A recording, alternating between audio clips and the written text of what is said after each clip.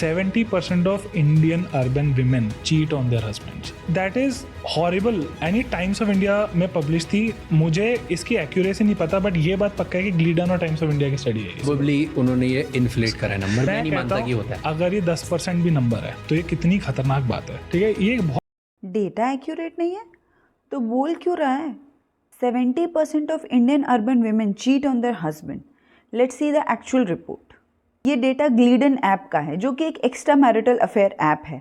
Imagine आप एक jail में जाओ और वहाँ के कैदियों से पूछो कि क्या आपने कोई क्राइम किया है, और फिर एक रिपोर्ट पब्लिश कर दो कि 90% of Indian people are criminal हैं.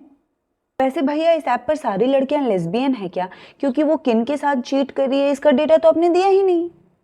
ऊपर से ये स्टडी सिर्फ 5 लाख लोगों पर किया गया है, जबकि अर्बन इंडियन पॉपुलेशन 52 करोड़ से ज़्यादा है.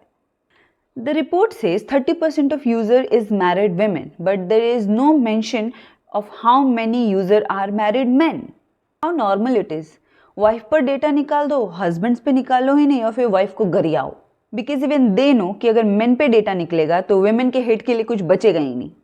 अकॉर्डिंग टू भैया, मेन चीटिंग और husband cheating is so normal, उस पर डेटा की ज़रूरत ही क्या है? I am not justifying any kind of cheating by any gender, but accusing whole urban women based on a biased report is just a selective nautanki.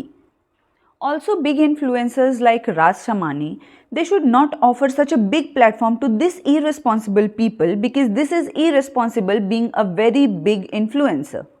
Society always finds something to blame women so that they can hide what men does. Share this if you want to expose this kind of people, and follow if you like the content.